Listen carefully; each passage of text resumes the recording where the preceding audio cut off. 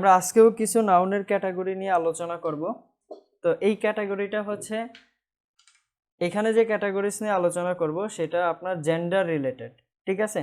নাউনকে আমরা জেন্ডার অনুযায়ী কিছু ক্যাটাগরিতে ভাগ করতে পারি, ঠিক আছে। তাহলে এখানে লিখে নেন যে এখন যে ক্যাটাগরিটা পড়ব সেটা কার রিলেটেড হবে, জেন্ডার রিলেটেড হবে, ঠিক আছে। তাহলে এই ক্যাটাগরিতে কে কে আছে এটা আমাদের বুঝতে হবে। তাহলে প্রথম যে ক্যাটাগরিটা আছে সেটা হচ্ছে ম্যাসকুলিন জেন্ডার। ম্যাসকুলিন জেন্ডার, আচ্ছা ম্যাসকুলিন জেন্ডার কাকে বলা হয় বা ম্যাসকুলিন জেন্ডার বলতে কি বুঝি, যেগুলো হচ্ছে মেল রিপ্রেজেন্টিং, ঠিক আছে।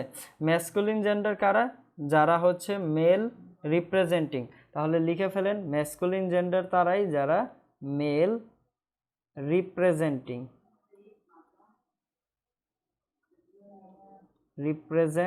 ঠিক আছে। এখন মেল রিপ্রেজেন্টিং ওয়ার্ড কোনগুলো, যেমন হচ্ছে আপনার বয় হতে পারে, ঠিক আছে, বয়, তারপরে হচ্ছে ম্যান, ফাদার, দেন হচ্ছে ব্রাদার, ঠিক আছে, এটসেট্রা। এরা হচ্ছে কি মেল রিপ্রেজেন্টিং। তাহলে ম্যাসকুলিন জেন্ডার কারা, যারা male representing, for example boy, man, father, brother, ঠিক আছে। তাহলে তারা হচ্ছে কি ম্যাসকুলিন জেন্ডারের আন্ডারে পড়বে। ওকে, এরপরেরটা কি আছে, এরপরেরটা হচ্ছে ফেমিনাইন জেন্ডার। এখন ফেমিনাইন জেন্ডার কারা, ম্যাসকুলিন জেন্ডারের অপোজিট, অর্থাৎ তারা ফিমেল রিপ্রেজেন্টিং, ঠিক আছে। তাহলে এখানে লিখে রাখেন এরা হচ্ছে ফিমেল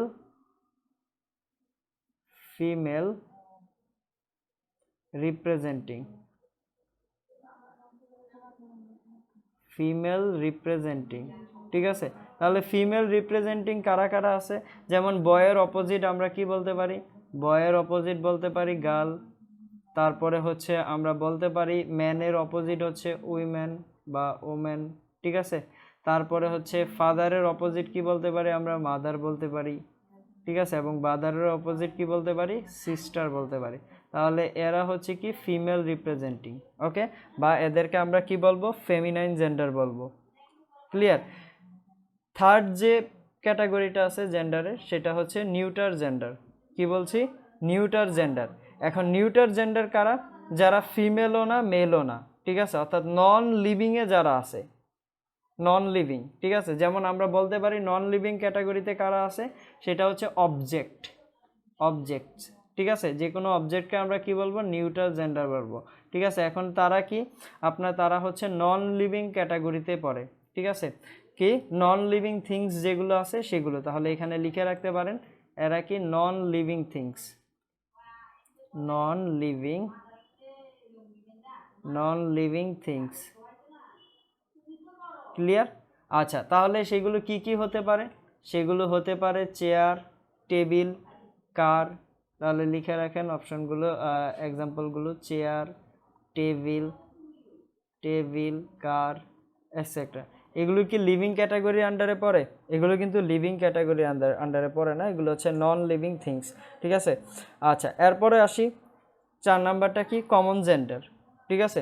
কমন জেন্ডার কারা, কমন জেন্ডার হচ্ছে ম্যাসকুলিনও হতে পারে ফেমিনাইনও হতে পারে, আমরা জানি না, ঠিক আছে। ম্যাসকুলিনও হতে পারে ফেমিনাইনও হতে পারে, যেমন আপনার ডক্টর।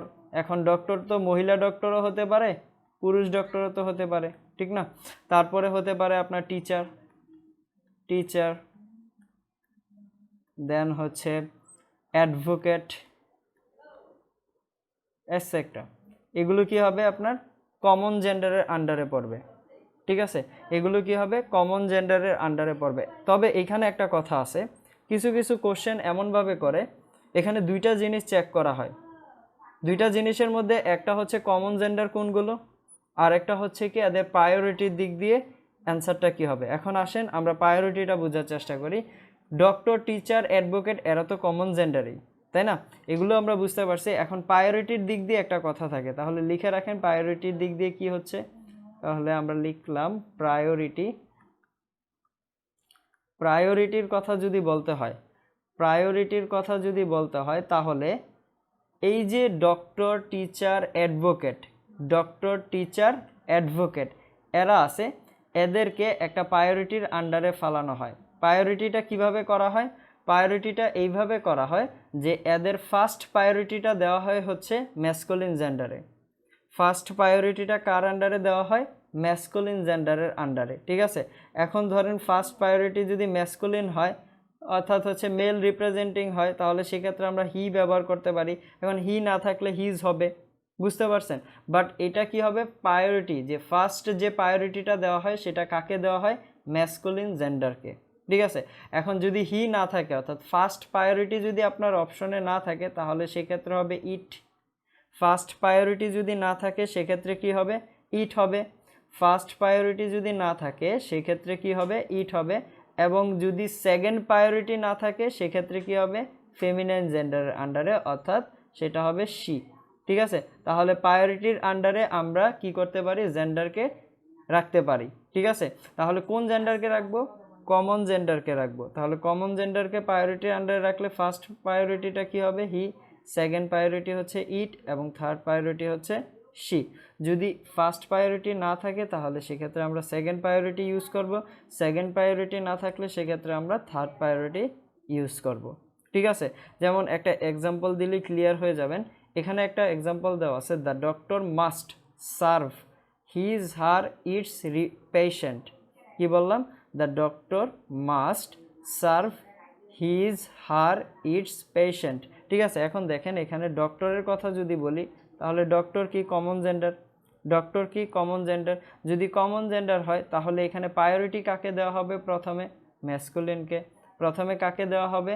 ম্যাসকুলিনকে। যদি ম্যাসকুলিন না থাকে সেক্ষেত্রে ইট, এবং ইট যদি না থাকে সেক্ষেত্রে ফেমিনাইন জেন্ডারের আন্ডারে আসবে। তাহলে ফার্স্ট প্রায়োরিটি কাকে দেব আমরা? ম্যাসকুলিনকে, তাই না? আচ্ছা, যদি ম্যাসকুলিনকে দেওয়া হয় তাহলে ডক্টর হচ্ছে কমন জেন্ডার। ডক্টর যদি কমন জেন্ডার হয় তাহলে ম্যাসকুলিনকে দিলে এখানে কি আসবে? এখানে আসবে হিজ, ঠিক আছে। তাহলে হিজ হচ্ছে আমাদের সঠিক অ্যান্সার। এখানে হারও হবে না, ইটসও হবে না। ক্লিয়ার? আচ্ছা, যদি আমি আরও একটা এক্সাম্পল দিই আপনাদেরকে, যেমন বলা আছে, the student should revise his her its notes, ঠিক আছে। সবাই একটু কমেন্ট করে জানান তো এটা কি হবে। সেকেন্ড এক্সাম্পলটা কি হবে? The student should revise his her its notes, কি হবে? একবার একটু কমেন্ট করে জানান কি হবে। The student should revise his her its notes, কি হবে এখানে? ওকে, আনিকা বলেছে হিজ হবে। আরও কয়েকটা অ্যান্সার দেখতে চাই। হিজ হবে, ভেরি গুড, ভেরি গুড। ঈশ্বর শর্মী বলেছে। আচ্ছা, এমডি আবদুল্লাহ অর্থাৎ সাদিয়া বলতেছে হচ্ছে হিজ। প্রশ্নবোধক কেন? এখনও বুঝতে পারেন নাই ভাই? দেখেন কি হচ্ছে এখানে, যদি আমি স্টুডেন্ট দেখি তাহলে স্টুডেন্ট কি কমন জেন্ডার? স্টুডেন্ট তো আপনার মেলও হতে পারে, ফিমেলও হতে পারে, তার মানে স্টুডেন্ট হচ্ছে কমন জেন্ডারের আন্ডারে। তাহলে কমন জেন্ডারের আন্ডারে যদি থাকে তাহলে আমাদের ফার্স্ট প্রায়োরিটি কাকে দিতে হবে? ম্যাসকুলিন জেন্ডারকে। তাহলে ম্যাসকুলিন জেন্ডার আন্ডারে কি আছে? হিজ। তার মানে হারও হবে না, ইটসও হবে না এখানে। তাহলে আমাদের সঠিক অ্যান্সারটা কি? The student should revise his notes. সবাইকে এটা বুঝতে পেরেছেন?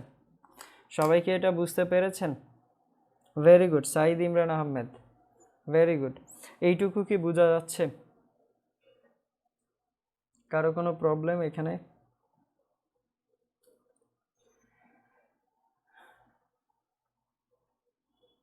কারো কোনো প্রবলেম? Very good.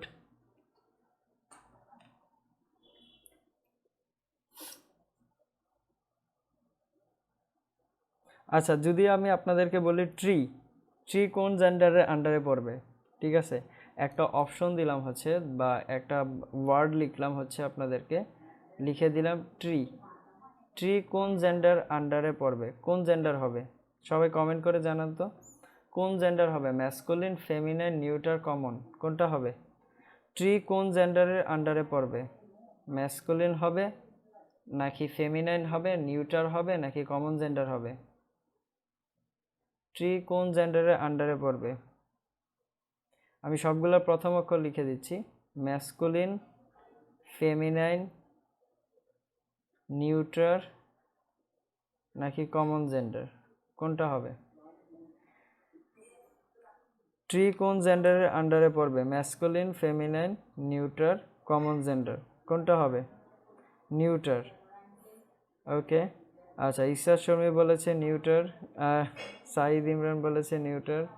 নিউটার। আচ্ছা উদ্দীপন বিশ্বাস বলেছে common gender.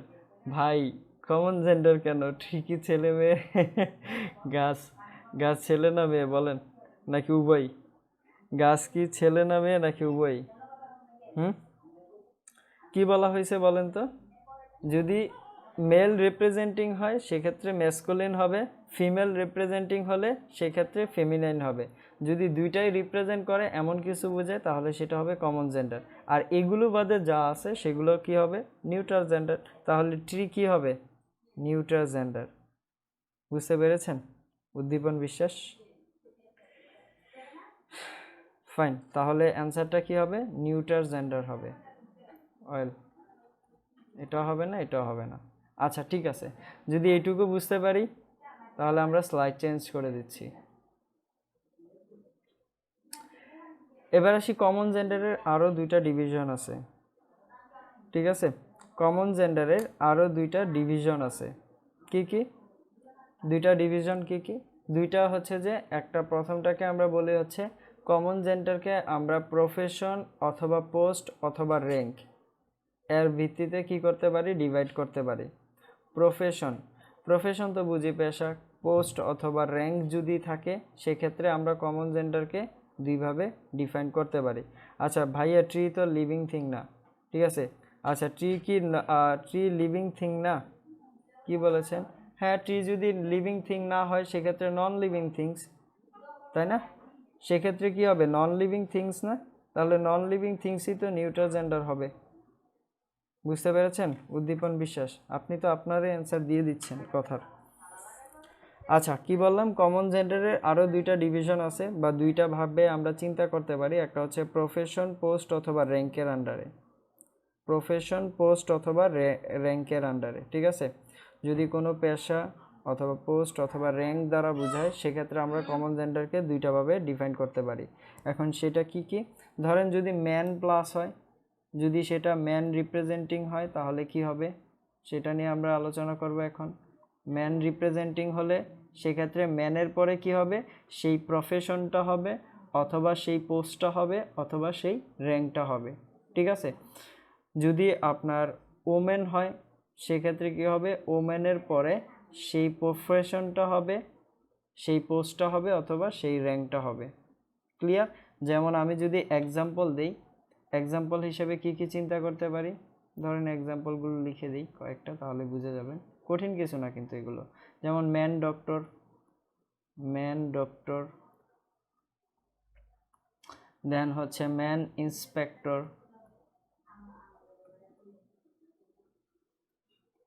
Man inspector etcetera. এগুলো কঠিন কিছু না, হ্যাঁ। আর উইমেনের কথা যদি বলি বা ওমেনের কথা যদি বলি তাহলে কি হবে? ফার্স্টে ওমেন ওয়ার্ডটা আসবে, দেন হচ্ছে সেই প্রফেশন, পোস্ট অথবা র্যাঙ্কটা লিখব। তাহলে কিভাবে লিখতে হবে? ওমেন, ওমেন অ্যাডভোকেট, তারপরে কি লেখা যায়? ওমেন ইন্সপেক্টর বা women doctor, women inspector.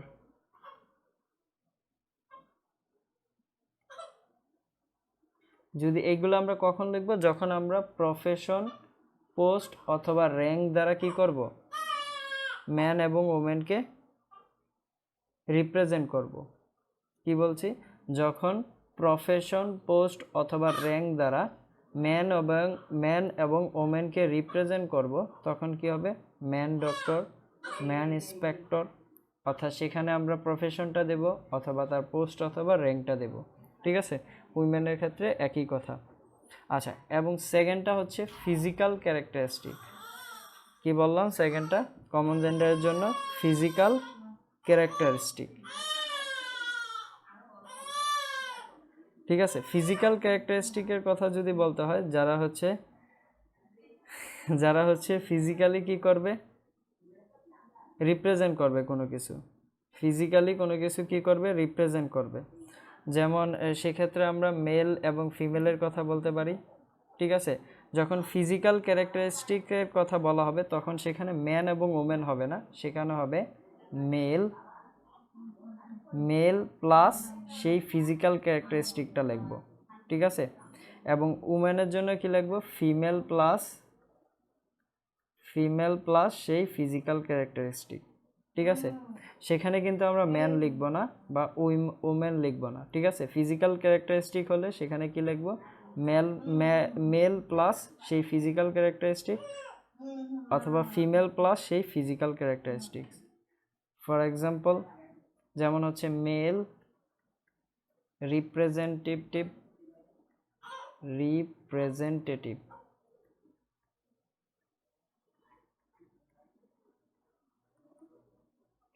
Mail representative, ঠিক আছে। যদি ফিমেলের কথা বলি তাহলে ফিমেল রিপ্রেজেন্টেটিভ বলতে পারি, বা অথবা আমরা বলতে পারি হচ্ছে ফিমেল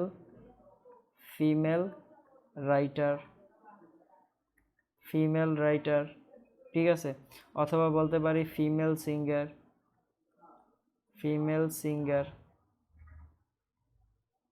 ক্লিয়ার।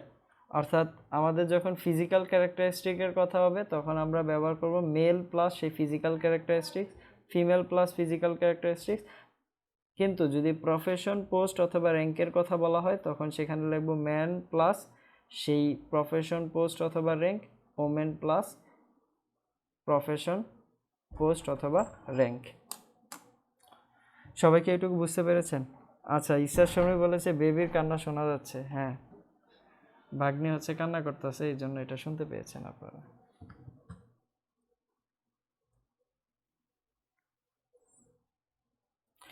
আপনারা কি এইটুকু বুঝতে পেরেছেন?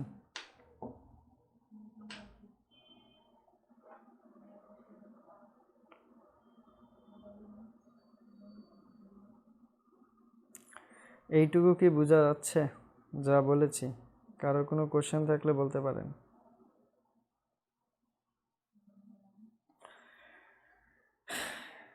আনিকা বলেছে জি ভাইয়া বুঝতে পেরেছি।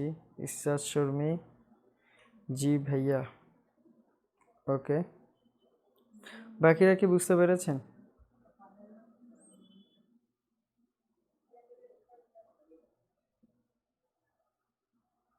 কঠিন কিছু না, তাই না? হাবিবা রহমান বলেছে জি ভাইয়া, ওকে, ভেরি গুড।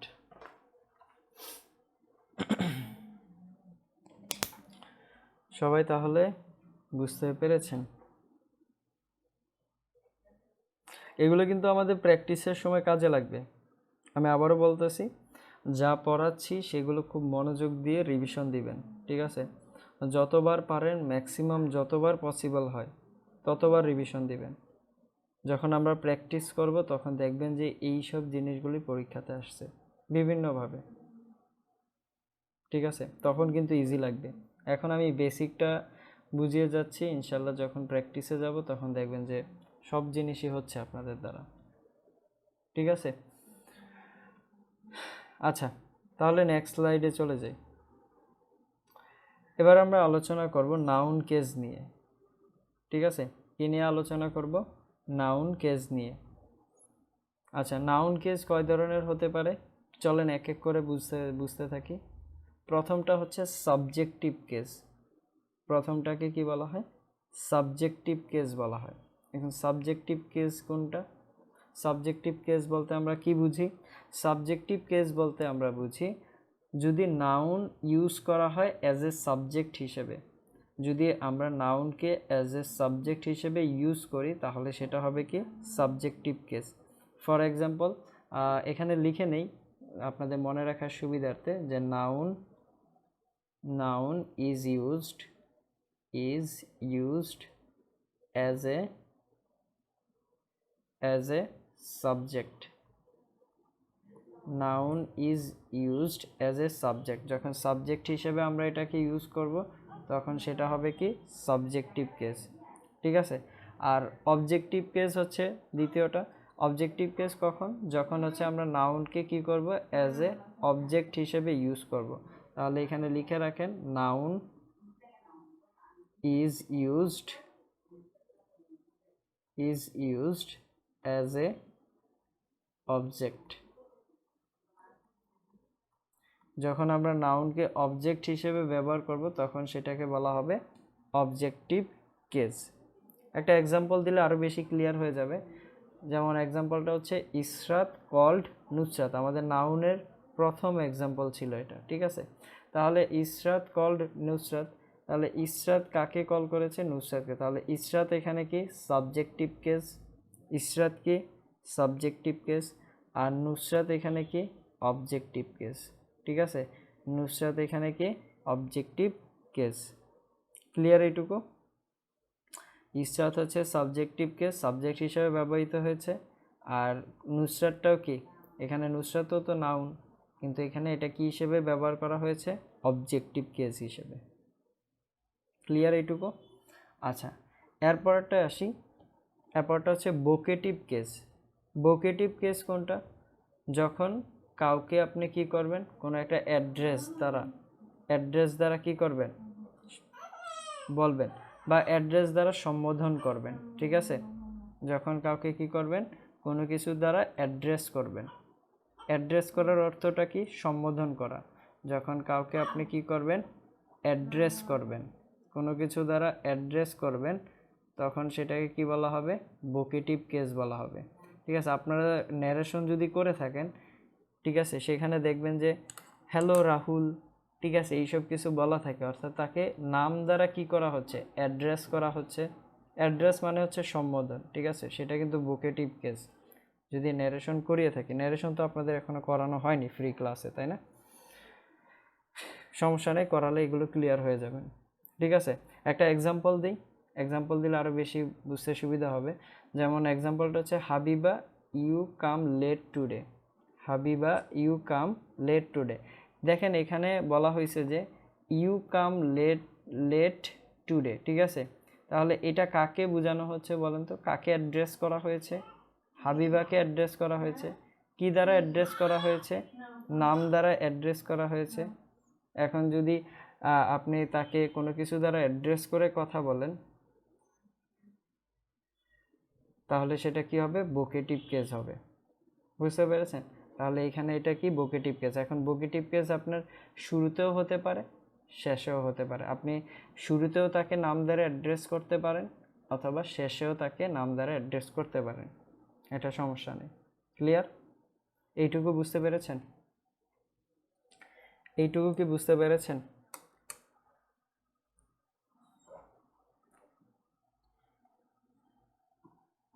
এইটুকু বোঝা যাচ্ছে কি?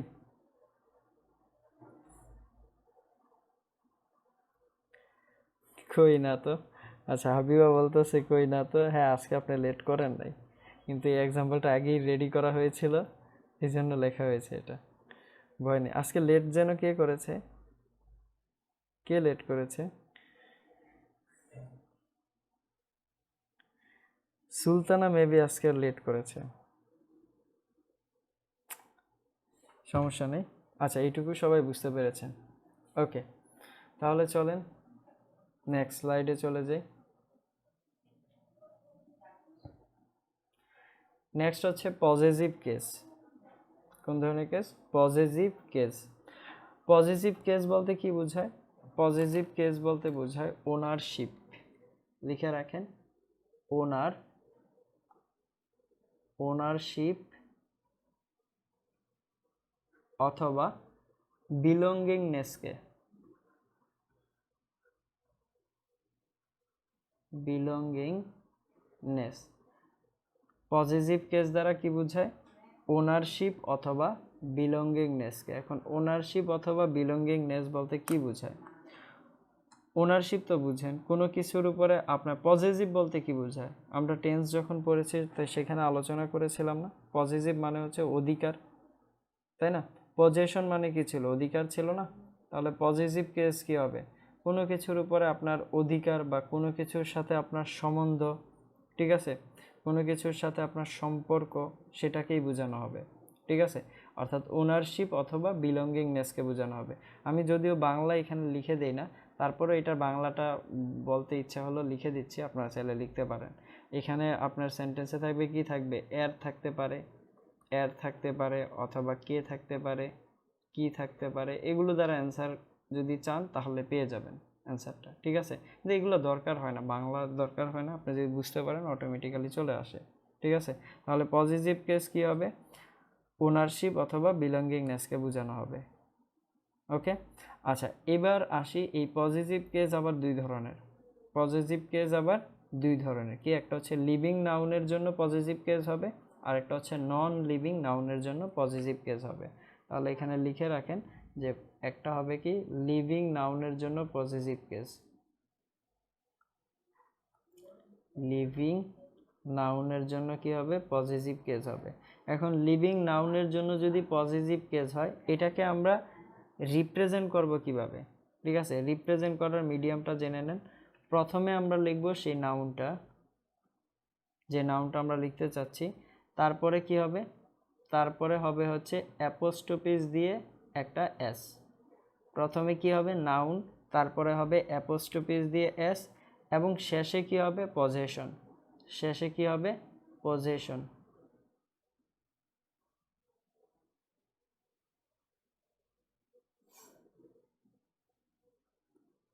শেষে হবে কি? পজেশন, ঠিক আছে?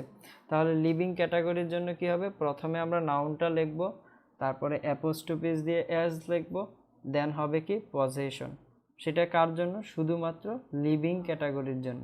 যেমন আমি বললাম, একটা এক্সাম্পল দিলাম যে রাজ বা হৃদয় লিখলাম,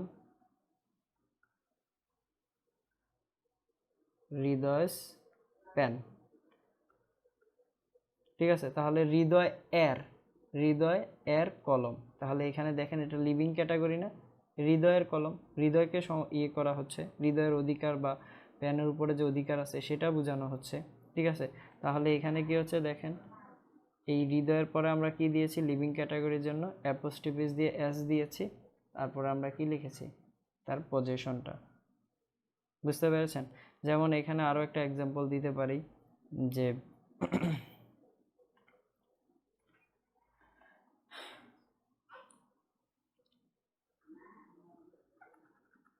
রুদ্রজ কার, ঠিক আছে? তাহলে রুদ্রের গাড়িকে বোঝানো হচ্ছে, তাই না?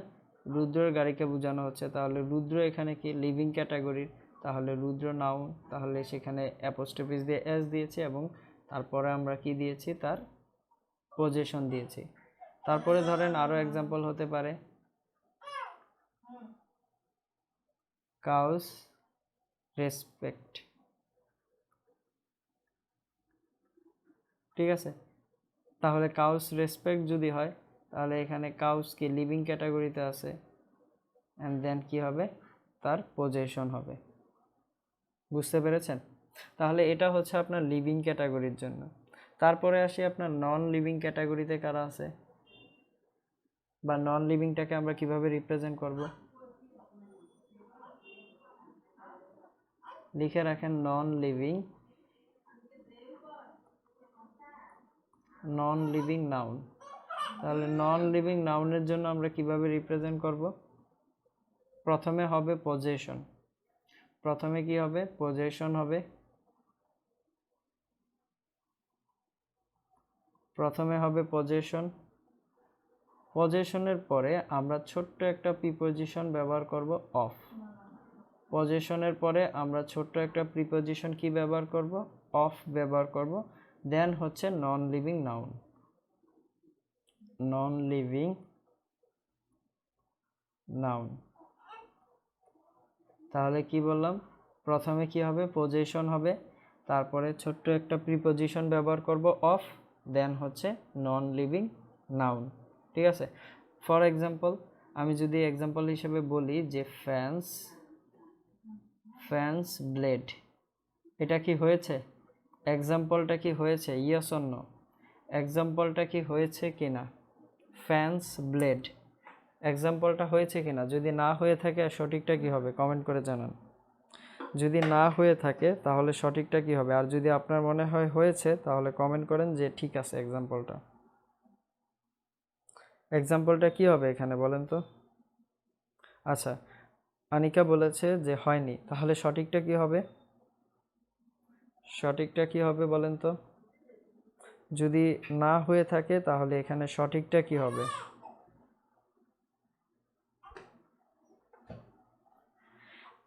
না হয়ে থাকলে সঠিকটা এখানে কি হবে?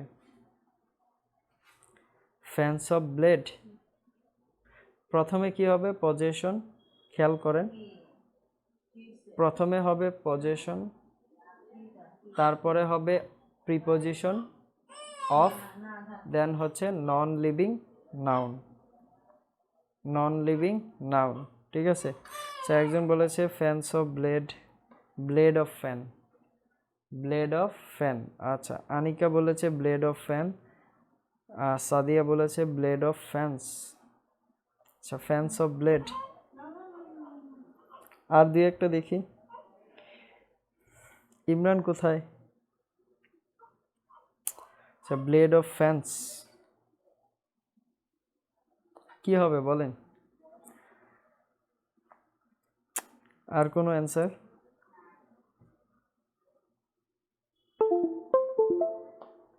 ব্লেড অফ ফ্যান্স বলেছে উদ্দীপন বিশ্বাস। আচ্ছা, আমি সঠিক অ্যান্সারটা একজনের পেয়েছি, একজনের এখান থেকে সঠিক অ্যান্সার পেয়েছি।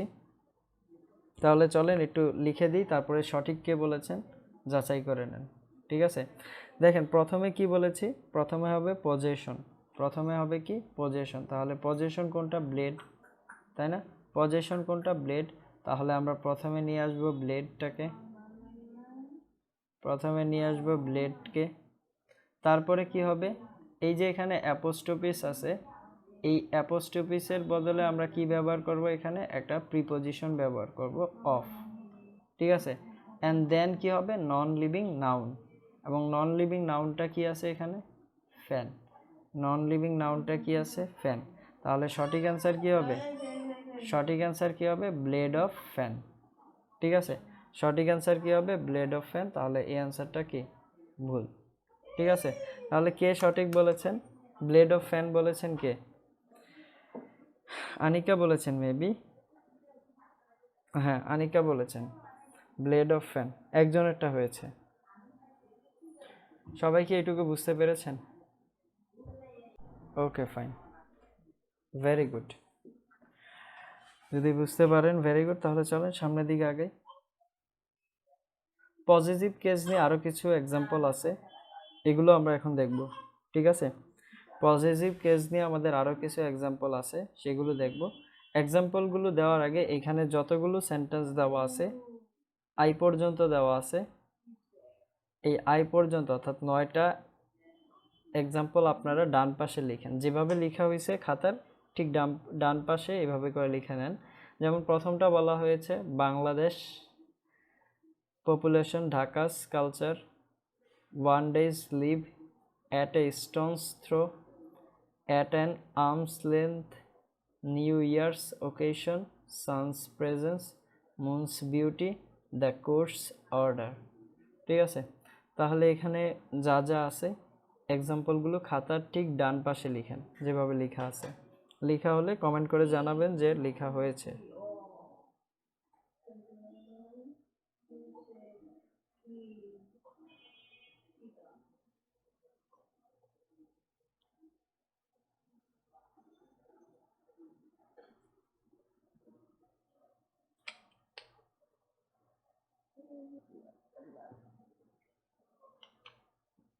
দেখেন, পজিটিভ কেসের কথা যদি বলি, এখানে এক্সাম্পলগুলো নিয়ে আমরা একটু পরে আলোচনা করব। তার আগে এখানে আমি একটা ওয়ার্ড লিখতেছি, সেটা কি দেখেন তো।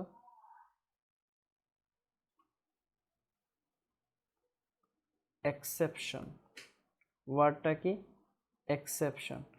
এখন এক্সেপশন আসলে গ্রামারে, এই পজিটিভ কেসের কথা বলি, বা গ্রামারে এই এক্সেপশনের কোনো ভিত্তি নাই, ঠিক আছে।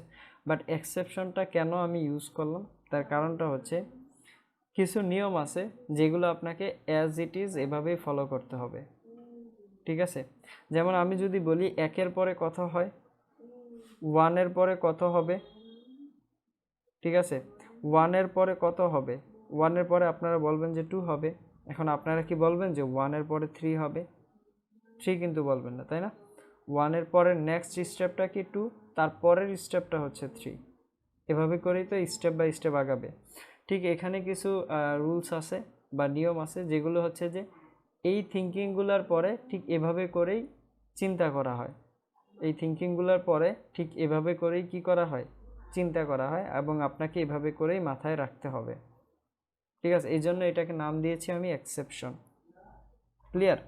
আচ্ছা, তাহলে প্রথম এক্সেপশনটা কি দেখেন, আমরা যদি বলি প্রথম এক্সেপশনের কথা, তাহলে সেটা হচ্ছে প্লেস।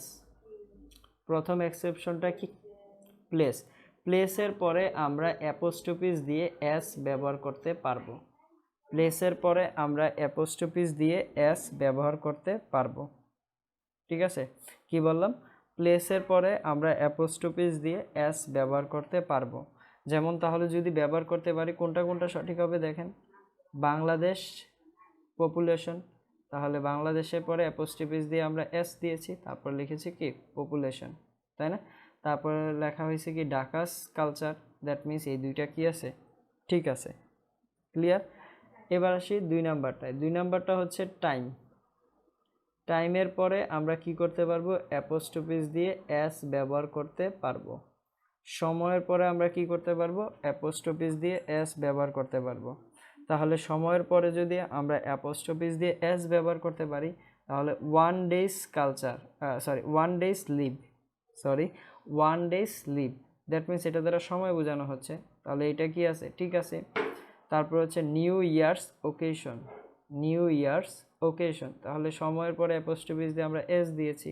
ডেজ যেমন সময়, সময়ের পরে অ্যাপোস্ট্রোপিস দিয়ে এস দেওয়া হয়েছে। ইয়ার্সের পরে অ্যাপোস্ট্রোপিস দিয়ে এস দেওয়া হয়েছে। ঠিক আছে। আচ্ছা, এরপরে আসি 3 নাম্বারে। 3 নাম্বারেরটা হচ্ছে হ্যাভেনলি বডিজ।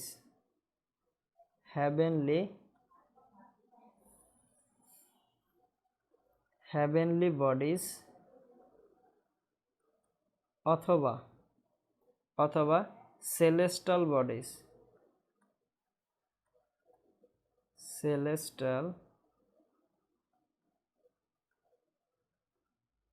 হ্যাভেনলি বডিজ অথবা সেলেস্টাল বডিজের পরে কি করা যাবে, অ্যাপোস্ট্রোপিস দিয়ে এস বসানো যাবে। ঠিক আছে, অ্যাপোস্ট্রোপিস দিয়ে কি দেওয়া যাবে, এস দেওয়া যাবে। এখন আপনাদের মনে একটা প্রশ্ন ঘুরতেই পারে যে হ্যাভেনলি বডি অথবা সেলেস্টাল বডি কোনগুলো? সেগুলো হচ্ছে যেগুলো আকাশে বা হচ্ছে যেগুলো আপনার হচ্ছে আকাশের কথাই বলি, যেগুলো আকাশে এক্সিস্ট করে এমন বডিগুলো। ঠিক আছে, যেমন মুন, প্ল্যানেট, জুপিটার, ঠিক আছে, যা আছে, সান, এগুলো সব কি আকাশে এক্সিস্ট করে না? এগুলোকে আমরা কি বলবো, হ্যাভেনলি বডিজ অথবা সেলেস্টাল বডিজ। এই হ্যাভেনলি বডিজ অথবা সেলেস্টাল বডিজের পরে আমরা কি বসাতে পারবো, অ্যাপোস্ট্রোপিস দিয়ে এস বসাতে পারবো। তাহলে এখানে কোনটা সঠিক, সানস প্রেজেন্স সঠিক, মুনস বিউটি, এটাও কি সঠিক। ক্লিয়ার? আচ্ছা, এরপরে আসি 4 নাম্বারে। 4 নাম্বারে কি, ইডিওমেটিক এক্সপ্রেশন। ইডিওমেটিক এক্সপ্রেশন,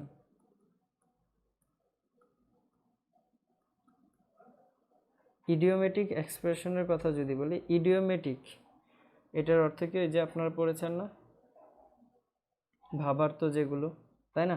তাহলে এই ইডিওমেটিক এক্সপ্রেশনটাকে আমরা কি বলি অ্যাকচুয়ালি?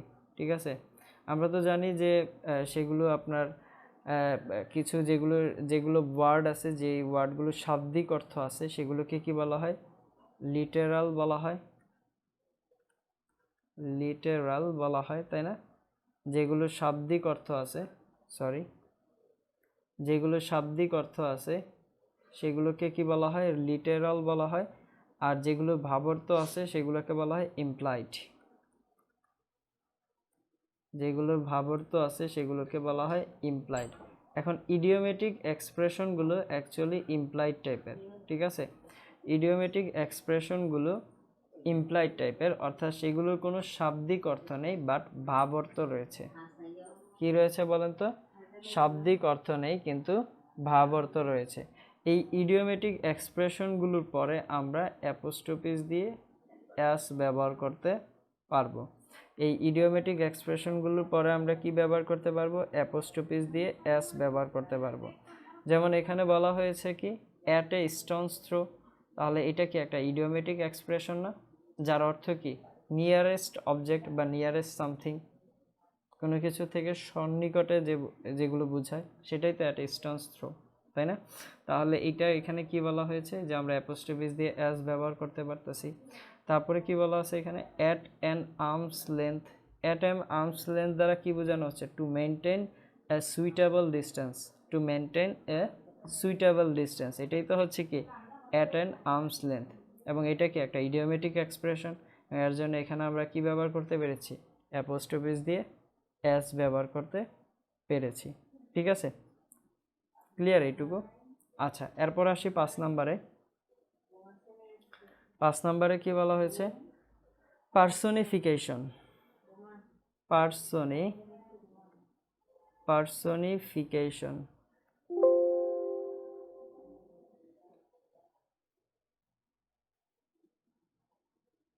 এক মিনিট।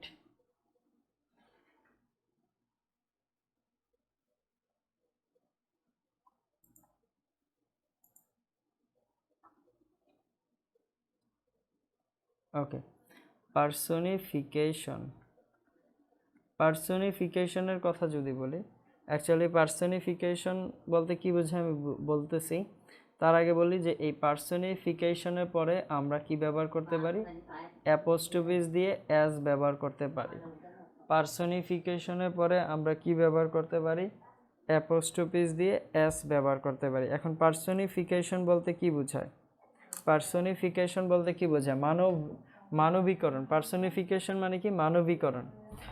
অর্থাৎ ধরেন যে এটাকে যদি আমি বলি যে ধরেন আমার একটা গাড়ি, আমি বললাম যে আমার গাড়ি ভালো চলে, ঠিক আছে, আমার গাড়ি ভালো চলে। এখন গাড়ি কি নিজে চলতে পারে?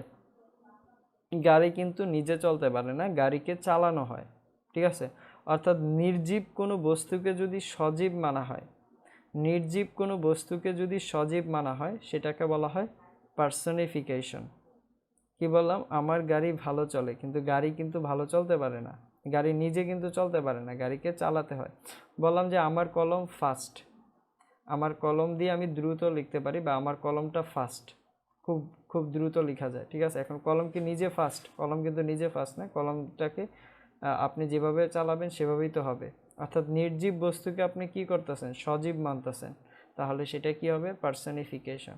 তাহলে দেখেন এখানে পার্সোনিফিকেশনের একটা এক্সাম্পল দেওয়া আছে, যেমন the course order.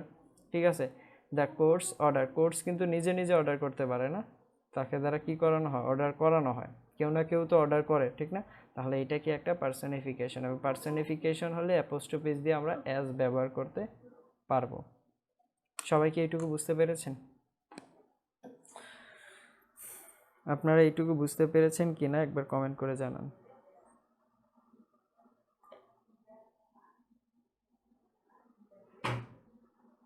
Okay fine, okay fine, যদি বুঝতে পারেন তাহলে শুনেন আজকের লেকচার আমরা লং করব না, আজকের লেকচার আমরা এতটুকুই রাখবো। ঠিক আছে?